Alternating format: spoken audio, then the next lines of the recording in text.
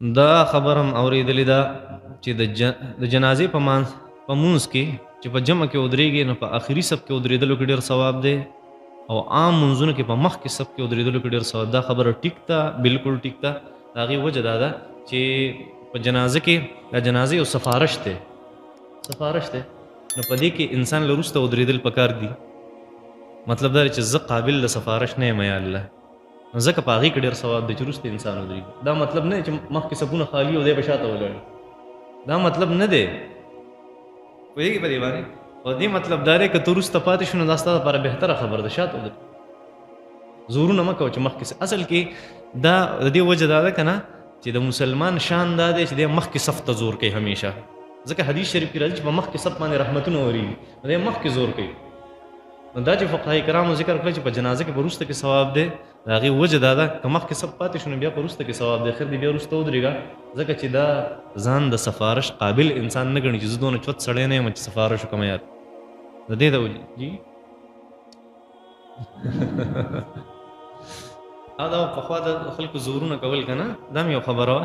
زورونه بیا د دې لپاره کول چې مخکې خو اسقاطي او صابون تقسیمیږي او جانماز تقسیمیږي او پیسې تقسیمیږي. اوس هم بعضو جنازو کې هغه خلکو ته به هم خیال کړي مخکې زور کوي چې د مالدار سړي جنازي سړی مخکې زور کوي نوی لوټ پکې میلاوي، دا خلک زور کوي. دا هم یو خبره ده، دغه انسان بچي ښه مشرکینو چې به کله خانه کعبې نه طواف کوو نو کومه تلبیه به وي؟ مونږ خو لبیک اللهم لبیک وایو، هغوی به کومه تلبیه وي؟ دا خو پوره قصه ده یار. ګوره د هغې خپل یو نظم و، هغه به وي، هغه نظم د هغې دا و که نه چې لبیک اللهم لبیک یا هبل لبیک اللهم هبل د هغې د بوت نوم و، هبل د هغې د بوت نوم. دا به دا هغه بوت و چې 360 بوتانو کې یو دام چې په خانه کعبه کې دننه پروت و. دا لومبی د نبي علیه صلات وسلام په نیکونو کې خزیمه بن مدرکه کوم چې د بني کنانه مشر و، خزیمه بن مدرکه دا د مضر د خاندان یو سړی و، هغه دا بوت راوړی و په خانه کعبه کې نصب کړی و. دا په 360 بوتانو کې یو بوت و، د دې لاسونه نه وو، نو بیا وله قریشو د سرو زرو لاسونه جوړ کړي. دا هغه بوت دی هبل نومو، هبل. نو دوی به دې عبادت کوو. د یمن نه چې به کم خلک راغله که نه د عک قبیلې سره د هغې تعلق د کومې قبیلې سره؟ د عک. د هغې به عک کول، عک چې مونږ عک قبیلې والا هغه حاضر شوي یو او ستا نه د رحمت امید دی، هغه بوت ته به وي او داسې به وي چې الحمد لک والشکر لک والکل لک، دا حمدونه او ټول ثنا صفت هغه ستا دپاره دي. اللهم یا هبل، دا اوازونه به کول، هغې به داسې وي. نو یو د طواف په دوران کې به هغې دا اوازونه کول هغه بوت ته، او دویمه هغې به یو بل کار کوو چې هغه سوره انفال کې الله جل شانو د هغې تذکره کړې مشرکین مکه و چې هغې به وما کان صلاتهم عند البیت الا مکاء وتصدیه، چې دا کافر مونځ نه کوي، عبادت نه کوي په خانه کعبه کې مګر مکاء او تصدیه، دی شپیلي وی او پړقې وی، شپیلي وی او پړقې وی. دا د مشرکانو کار و، دیو په خانه کعبه کې پړقې ولې او شپیلي به ویل. نه کوم خلک چې شپیلي او پړقې وی دي لږ سوچ وکړي چې دا مونځ څه کوو. صحیح ده؟ دا ټیک نه دي ښه، دا شپیلي وال او پړقې وال. یو زنانه بچی نشته، هغې په خوب کې لیدلی دي، چا ما ته په خوب کې ویلی دي چې یا سلامو د دې ذکر کوه. د دې خوب څه تعبیر دی او د دې کلمې ذکر کولی شو که نه شو کولی؟ او یا سلامو دا سلامتیا ته وایي، د الله جل شانو په نومونو کې دی السلام المؤمن المهیمن العزیز. السلام د الله جل شانو نوم دی. کوم سړی چې دې تذکره کې ذکر کوي که نه د یا سلامو، نو دی د بیمارو نه الله جل شانو ته شفا ورکوي. نو زنانه داسې خوب لیدلی دی، د دې مطلب دا دی چې دې ذکر ډېر کوي که نه الله جل شانو به دله بچی درکړي. ولې چې بچی دی نه کېږي خو څه بیماري به وي، نو ته یا سلام ووایې هغه بیماري به لر شي، الله جل شانو به دله اولاد در. صحیح ده؟ انسان چې په کله په حالت جنابت کې نو خوراک څښاک کولی شي او کولی شي، او مستحب دا دی چې خولې او لاس په وینځي او خولې ته اوبه اچول غواړي. ها صحیح ده، کولی شي. د هوا د خارجېدو نه پس په استنجا کو که نه به کوو تا کم غشي اشتري چې استنجا کیله نه کله چې انسان نه باد لاړ شي په دې باندې بیا دغه ګوره استنجا خلک هله کوي چې ګندګي په انسان پورې هسې داسې یو منټ لبن کې لطیفه راته نو ته ورتل نه پکار استنجا خلک هله کوي چې کله انسان پسې ګندګي تا تشي امتیاز یې وکړې ایک ته وکړو او په ټیشو باندې ځان وچ اوس دوباره استنجا ته ضرورت نشته په اوبو باندې ښه خبره ده چې وکړې خو اوس دونه په یو اوبو باندې استنجا کوي بیا ټول رچېږي مستحب د په اوبو باندې استنجا کول مستحب دي ثواب به ملو شي اوس ثواب د پاره ځان په تکلیف کې اچي ويږي بیا به مونږ تم ځړنه کیږي نه یخني وسړي شي داسې نه په کار چې انسان پسې ګندګي نه د استنجا نه کول په کار په اوبو باندې يا أيها الناس قد جاءكم الرسول بالحق من ربكم فآمنوا خيرا لكم وإن تكفروا فإن لله ما في السماوات والأرض وكان الله عليما حكيما صدق الله العظيم الله فرمى يا أيها الناس اي خلقو قد جاءكم تحقيق سر راغله تاسو ته الرسول پیغمبر صلی الله علیه وسلم بالحق بحق سره من ربکم استاسو د رب د طرفنا فآمنو پستاسو ایمان راوړي خیر لکم دا ایمان بستاسو د پاره بهتر شي وان تکفروا تاسو انکار کو فإن پس بشکل الله خاص د الله د پاره ما ها غسدی فی السماوات چې په اسمانونو کې دی والارض او په ځمکه کې دی وکان الله او دی الله علیما همیشه پویا حکیما او حکمت والا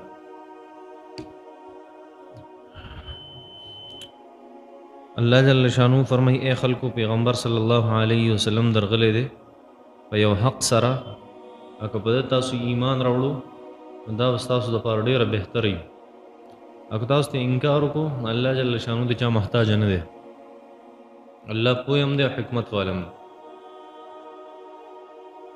مخکې تذکره د يهوديانو وشوه د يهوديانو چې کوم غلط عقاید او د عیسایانو چې کوم عقیدې هغه الله جل شانه بیان کړو د يهوديانو چې کوم عقیدې هغه الله جل شانه بیان کړ د منافقانو تذکره مشوه اوس په شریک دی ټول انسانیت ته الله جل شانه یو پیغام ورکړي یو دعوت ورکړي ا دعوت ته خبرې چې اے خلکو تاسو ته پیغمبر راغلی دی او د پیغمبر سره قران مجید دی پیغمبر راغلی دی او د پیغمبر سره نبوت دی پیغمبر راغلی دی او پیغمبر هغه رحمت ته تاسو لپاره نو اوس په دغه پیغمبر باندې اعتماد وکړئ او دا پیغمبر چې سوی د خبرې ومنئ او که تاسو کې اون منئ نه الله جل شانو فرمایي تاسو ته زما څه ضرورت نشته هیڅ ضرورت نشته الله جل شانو نو دا یو دعوت عامه ده دعوت عام دعوت ته ټول خلکو ته چې دین اسلام قبول کړي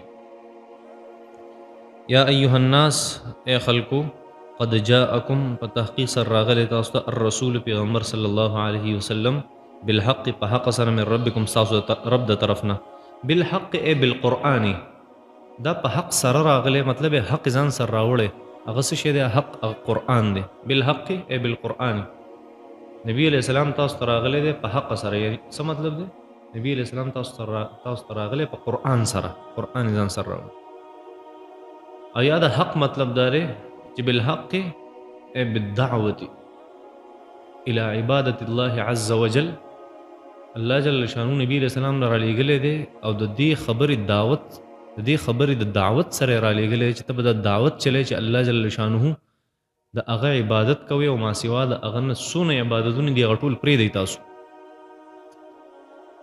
نو قد جاءکم الرسول بېشکه راغلی دی پیغمبر بالحق په حق سره یعنی په حق دعوت سره من ربکم ستاسو د رب د طرفنا نو فآمنوا خیرا لکم فآمنوا پس تاسو ایمان راوړئ اوس په دې باندې فآمنوا یکن الایمان خیرا لکم فآمنوا تاسو ایمان راوړئ نو یکن الایمان شبه ایمان خیر لکم ستاسو دپاره بهتر دا تاسو دپاره د ټولو نه زیاته بهتر وي تاسو اعتماد وکړئ په دې پیغمبر باندې ایمان پرې راوړئ او د سره چې څه دي په هغې ایمان راوړئ او دی چې څه وی په هغې ایمان راوړئ وان تکفروا الله جل شانو فرمایي که نه منئ چېرته انکار کوئ کہ انکار کوي چرته کفر انکار نو فإن پس بشک لله ما فی السماوات والارض دا الله جل شانه د پاره هغه سدي چې پس مکه اسمانونو کې دي د دې څه مطلب دی که تاسو نه منئ الله فرمایي دا ارس زما دي د دې یو مطلب دا دی چې الله جل شانه فرمایي چې زه تاسو محتاج نه یم که تاسو نه کوئ زما عبادت مه کوئ، که تاسو زما خبره نه منئ مه منئ که نه، زه خو څه محتاج نه یم ستاسو چې په ځمکه اسمانونو کې دا هر څیز دا زما دی. الله جل شانه فرمایي ستاسو ایمان ته زما څه ضرورت شته؟ نشته. ځمکه اسمانونه او ټول مخلوقات زما دي، هېڅ ضرورت نشته تاسو. یو تفسیری دا دی. یو تفسیر دا دی فإن لله ما فی السماوات و ما فی الارض، چې الله جل شانه فرمایي چې تاسو زما عبادت نه کوئ که نه، نو په کائنات کې چې دا هر څه دا ټول زما عبادت کوي. اگر چې تاسو په عبادت باندې نه پوهېږئ، وإن من شیء الا یسبح بحمده، په کائنات کې الله فرمایي داسې یو څیز نشته خو زما تسبیح بیانوي. که ګټه ده د هغې تسبیح او عبادت دا دی چې په ځای پرته ده، بس د هغې دا سکون نه دی، دا په ځای چې پرته ده ان ریسټ ده، دا بس د هغې عبادت. که ونې دي او بوټي دي نو هغه همیشه په قیام باندې دي. که شجر دي اشجار هغه په قیام باندې، او که نجم دي نو هغه په سجده باندې. النجم والشجر یسجدان، الشجر ونې هم سجده کوي، النجم نجم هغې بوټي ته وایي چې په ځمکه خورېږي. النجم خورېدونکي بوټي، والشجر او ادریدونکي بوټي یسجدان، دا دواړه سجدې کوي الله جل شانه، دا دواړه عبادت کوي د الله جل شانه. ګورې نه هغه ځناور چې هغه په څلورو خپو باندې ګرځي، هغه همیشه د رکوع په حالت کې. ګورې نه انسان ته هغه کله د قیام په حالت کې، کله د رکوع په حالت کې، کله سجدې په حالت کې. ټول مخلوقات د الله جل شانه تسبیح بیانوي. ګورې نه کائنات ته نور د الله جل شانه تسبیح بیانوي. سحر د الله په حکم راخیږي او ماسوتن د الله جل شانه په حکم باندې ډوبېږي. سپوږمۍ ته ګورې نه په خپل ټایم راخیږي او په خپل مدار کې د هغې نه یو مایکرو سیکنډ نه مخکې کېدی شي، نه وروسته کېدی شي. للشمس ينبغي لها ان تدرك القمر ولليل سابق النهار وكل في فلك يسبحون. الله جل شانه فرمایي که شپه ده که ورځ ده که نور دی که سپوږمۍ ده که تمام سیاري دي، دا په خپل آربټ کې په خپل مدار کې دا چکر وایي او دا د یو بل نه یو مایکرو سیکنډ نشي مخکې کېدی. شپه د ورځې نه مخکې نشي راتلی، ورځ د شپې نه مخکې وروسته کېدی نشي د یو بل نه. الله جل شانه فرمایي دا زما نظام دی، زما حکم دی، بس دی چې زما دا حکم مني دا زما عبادت دی. الله جل شانه فرمایي که تاسو زما عبادت نه کوئ نو فإن لله ما فی السماوات و ما فی الارض، په ځمکه اسمانونو کې چې څه دي او ټول د الله عبادت کوي، ستاسو دې ته ضرورت هم نشته. دا چې کوم ځای کې بیت الله شریف دی که نه، بیت الله شریف دا کعبه د دې بالکل د پاسه د اوو اسمانونو د پاسه یو کور دی، هغې ته بیت المعمور وایي. بیت المعمور د هغې نه چې یوه فرشته یو پیر چکر وایي، څو یو پیره د قیامته پورې د هغې فرشتې بیا د طواف نمبر نه راځي. دومره فرشتې دي چې هغې ته بیا نمبر نه میلاوي. هغه څه په بل کې څه کې مشغول کړي الله جل شانه چې ته دا عبادت کوه. د بیت الله د پاسه د بیت المعمور دا حل دی. د الله جل شانه زموږ عبادت ته څه ضرورت دی؟ مونږ تندې لګولې نه هم دی لګولې، مونږ رکوع کړې نه هم ده کړې، قیام وکړو او نه کړو، دا خو ستا د فایده ده. الله جل شانه فرمایي فإن لله ما فی السماوات، که زما عبادت کې الله فرمایي بهتره ده ستا دپاره، که نه کې ضرورت نشته. الله جل شانه دویم مطلب دا دی یا دریم مطلب دا دی فإن لله ما فی السماوات و ما فی الارض، که په ما ایمان راوړی او زما په دې پیغمبر ایمان راوړی که را نه وړی نو دا ځمکه اسمانونو دا کائنات ټول زما دي. الله فرمایي ګورې زه په دې باندې قدرت لرم چې تا له عذاب درکم، ځکه دا هر څه زما په حکم چلیږي. فإن لله بشکل الله د پاره ما هغه څه دي په سماوات چې په اسمانونو کې دي والارض او په ځمکه کې دي. وکان الله دې الله علیما حکیما، علیما پویا، حکیما حکمت والا. څه مطلب دی؟ الله جل شانه داسې بې ځایه چاله عذابونه نه ورکوي چې خلک یې نافرماني کوي. الله جل شانه ته ګوره بیا ورته څه نه وایي. الله فرمایي دومره طاقت مې دی بیا هم ورته څه نه وایي. الله فرمایي زه علیم یم او حکیم، پوه یم او حکمت والی یم. زه د توبې انتظار کوم را واپس پشي خیر. یو حدیث شریف کې راځي چې الله جل شانه فرمایي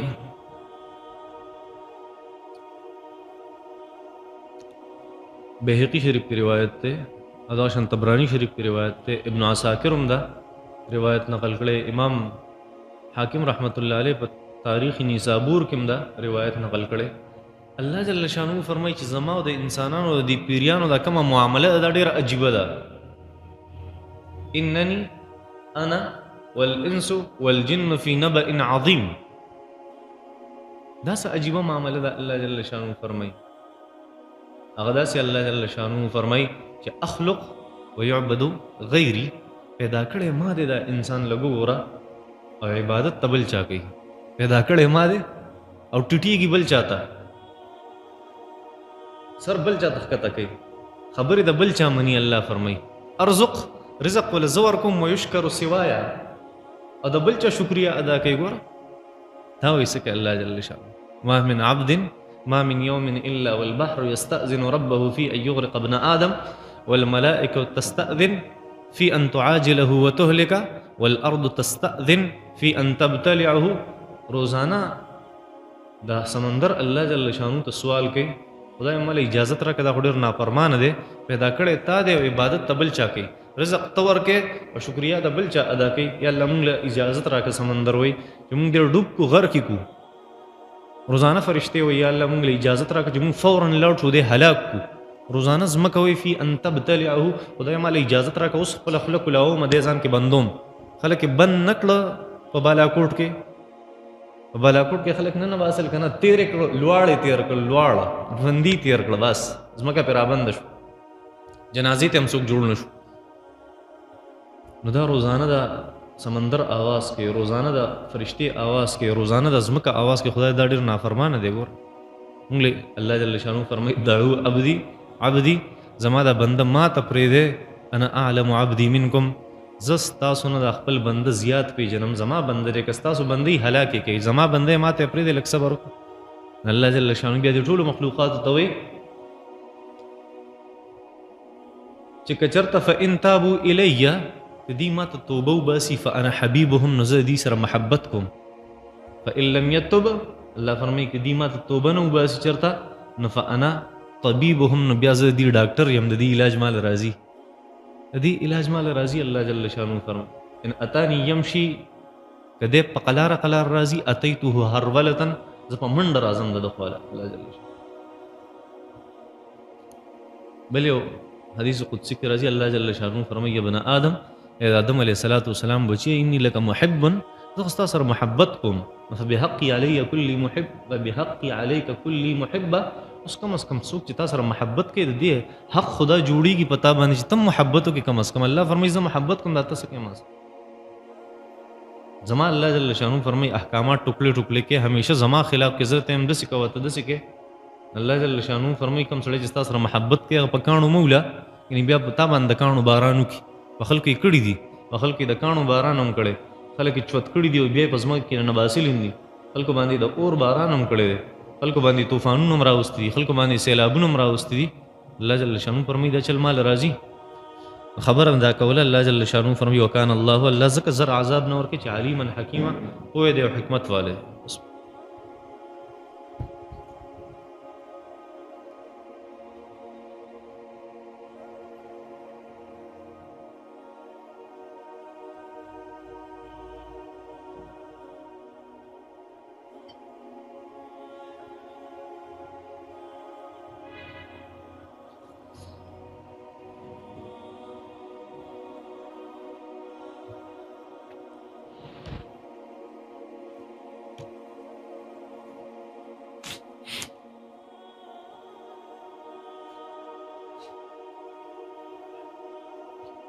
د ماشومانو لاټریانې خرڅول څنګه دي؟ جایز دي که ناجایز دي؟ ناجایز دي. ښه دا جواري دی، دا ناروا دي.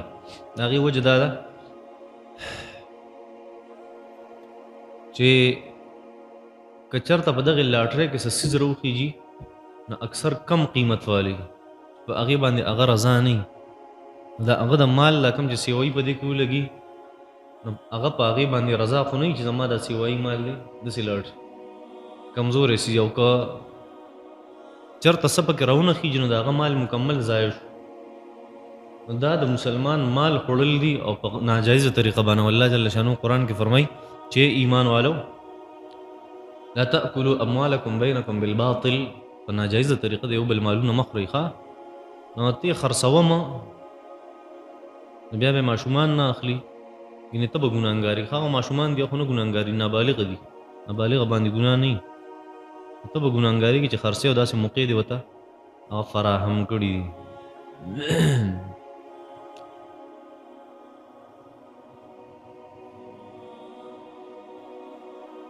ما د یو سړي نه په 13.5 لک روپۍ باندې ګاډی واغستو 2 میاشتې مې بیا استعمال کو بیا هغه ګاډی یو بل سړي اغستو خو په منځ کې دغه سړی د چا نه چې ما ګاډی اغستو هغې واسطه جوړه کړه نو هغې اوس ما نه په 14 لک باندې غواړي نو داسې بیه درسته ده که نه او درسته ده بیه ده هغه صورت کې ناروایي که نه چې یو سړي تا باندې یو څیز در خرڅ کو بیا یې ته وي چې دا په ما را خرڅی په دې شرط په نو دلته شرط نشته تا ځان له ګاډی واغستو 2 میاشتې د استعمال کو اوس ته په بل سړي خرڅی خو صرف منځ کې هغه واسطه ده هغې الف ستا نه د هغه دپاره نو خیر څه نقصان د سکول د ماشومانو نه فاین اغستل جرمانه اغستل او بیا هغه استعمالول جایز دي که ناجایز بالکل حرام دي او ناروا دي ماشومانو نه به جرمانې نه الی ښه او که الی د هغې د جواز صورت دا دی چې بیا به دغې ماشومانو چې کم انعامونه یي پرایزز په هغې کې لګولی شي یا د ماشومانو د استعمال نور څیزونه یې هغه وله پې والي لکه دلته مونږ فرض که فاین والو که نه او بیا پې د هغې دپاره قرآنونه والو یا د هغې دپاره پې ډسکونه والو چې هغې ته پراته وي هغې سبقونه وایي نو داسې ټیک ده یا که سکول کې د هغې دپاره د استعمال یو څیز پې واغستی شي نو هېڅ نقصان نشته نور خپل استعمال لپاره یا داسې استعمال چې د هغې استعمال نه دا ناروا دي ښه صدام وایي چې مونږ یې په سکول کې ډېرې اغوستي علامه ابن کثیر دمشقي رحمت الله علیه چې کوم تفسیر دی د هغې د اردو ترجمه زه ګورم په هغې کې د سورت جمعې په لاست کې یعنې په آخر کې د نبی کریم صلی الله علیه وسلم او صحابه تذکره راغلی او دا پکې و چې نبی علیه الصلاة والسلام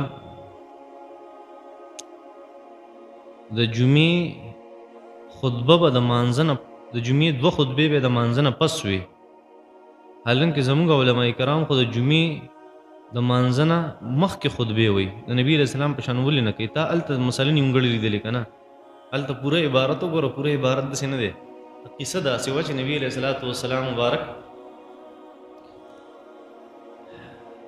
هلته یې لیکلي دي چې نبي علیه السلام به په ابتدا کې داسې کول چې خطبې دا 2 چې وي د مانځه نو دا به د مونځ نه پس وي دا په سټارټ کې داسې وو نبي علیه السلام چې هجرت وکړو که نه ابتداءً به شروع کې مونځ به داسې وو چې جمعې مونځ به وشو هغې پسې به 2 خطبې وي تقریر به وروسته او مونځ به مخکې لکه څنګه چې په اخترونو کې اوس هم کېږي دا یو شان بیا طریقه بدله شو نبي علیه الصلاة والسلام به تقریر اول کو وروسته به بیا مونځ کو نو هلته مسله دا ده چې نبي علیه الصلاة والسلام دا آیت مبارکه و اذا رأوا تجارة او لهوا انفضوا الیها وترکوک قائما دا آیت نازل شو چې صحابه کرام ناسو او د جمعې مونځ شوی و نه پوهېده په سټارټ کې د جمعې مونځ ډومبې او خطبه وروسته وه تقریر وروسته و نبي علیه السلام تقریر کو مونځ شوی نو بار د دحیه نومې سړي د هغه قافله راله تجارتي او مسلمانان ډېر تکلیف کیو په دغه ورځو باندې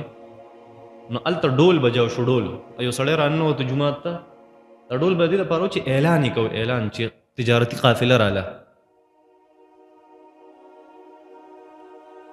یو سړی راغی هغې اعلان وکړو په جومات کې چې یاره دحیه نومې سړي چې کومه تجارتي قافله ده هغه راورسېده نو صحابه کرام ټول ایسته د هغه نبي علیه السلام د تقریر نه وتښتېده او نبي علیه السلام یې په ځای وترکوک قائمه ای نبي علیه الصلاة والسلام و اذا رأوا هر کله چې صحابه کرام ویني تجارتا د تجارت سامان او لهوا یا ډول لهو لعب نو انفضوا الیها هغې طرف ته ستانه لاړ شي وترکوک قائمه او تا په منبر باندې دقه شانتې په ولاړه پورې دي نبي علیه السلام ولاړو خطبې وي صرف 12 صحابه کرام ناسو په هغې وخت کې او په هغې کې ابوبکر صدیق او عمر فاروق رضی الله عنهما 12 صحابه کرام پاتې شو نو ټولو تښتېدل دا واقعه وه الله جل شانه وفرمیل چې داسې بیا مه کوئ ځکه نه پوهېد ابتدا وه تجارت پسې لاړه په هغې څیز پسې لاړه قل ما عند الله خیر من اللهو ومن التجاره الله فرمایي دي صحابه کرامو ته ووایه چې د الله جل شانه سره چې څه دي که نه دا ستاسو تجارت نه ډولونو نه ډېر زیات بهتر دي صحابه کرام بیا پوه شو دا په ابتدا د اسلام کې داسې و چې نبي علیه الصلاة والسلام به د جمعې په ورځ هم خطبې وروسته وي او مونځ به یې مخکې کوو بیا وروسته قصه بدله شوه او هلته هم دغه شانتي لیکلي په تفسیر ابن کثیر کې خو تا هغه یو لفظ نه دی لیدلی چې په شروع کې به داسې کېده هلته یې لیکلي شروع میں ایسا ہوتا تھا خو تا هغه نه دی لیدلي ښه داسې پوره عبارت کله نه کله غلط فهمي کېږي که انسان عبارت باندې صحیح پوه نه شي هر چا نه کېږي داسې خیر ما د چانه اوریدلی چې د هر انسان په ذمه باندې دغه په ژوندۍ کې دا چې اوه مړي به لمبوي. آیا دا رښتیا دي؟ هغه ته وایي ته یې لمبوه که نه دا کار ته کوه. داسې فضول خبره ده. دونه خبره ده چې یو مسلمان وفات شي او څوک یې نو په نورو مسلمانانو باندې دا ضروري دی چې بیا د هغه تکفین او تجهیز او د هغه کارو کې صحیح ده. نور په چا باندې دا فرض نه دي چې هر انسان باندې فرض عین نه دي چې هر انسان به اوه مړي لمبوي. اگه څوک داسې وایي هغه ته وایي ته یې لمبوه. ښه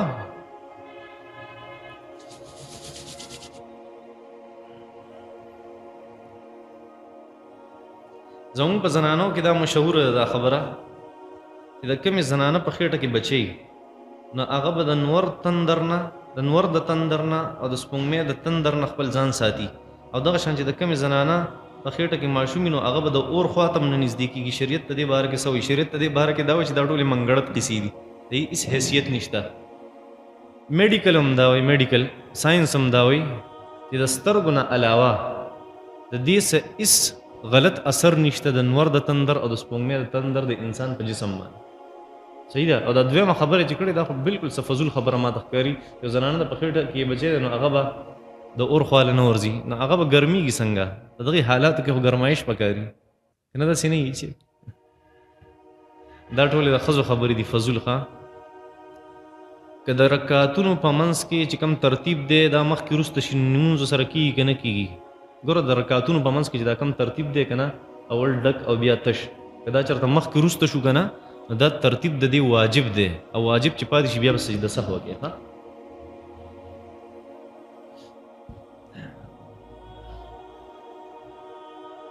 आइजल name mean God gifted. ये नाम रखना कैसा है और इसका क्या माना है؟ دا وایي چې आइजल نوم د دې معنا د گاډ गिफ्टेड. آیا په رښتیا دا معنا ده او داسې نوم کېښودل څنګه دي؟ आइजल نه دی، آیزا دی. آیزا عین الف او حمزه ضاد او هی یو څیز په عوض کې ورکول. نو آیزا مطلب گاډ गिफ्टेड. صحیح ده. نو آیزا نوم ټیک دی، آیزل نوم چېرته د دې نه څه معنی شته په ډکشنرۍ کې که چېرته د انګریزۍ لفظ یې هغه راته پته نشته. په عربۍ کې د دې لفظ معنی نشته د آیزل. ښه صحیح ده. ته چې کومه معنی دی ویلې گاډ गिफ्टेड هغه د آیزا معنی د صحیح نوم دی. آیزا اګدلی شي، آیزل نه شي